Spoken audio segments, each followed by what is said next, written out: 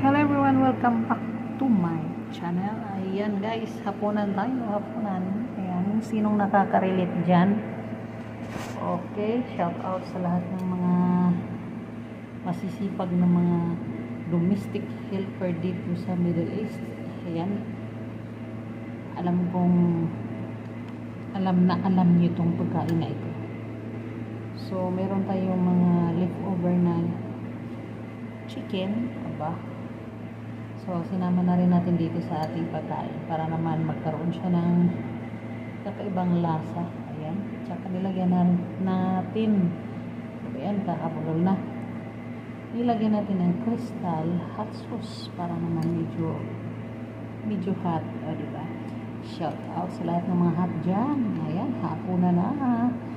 Guys, thank you so much for watching and sa support sa aking channel. God bless.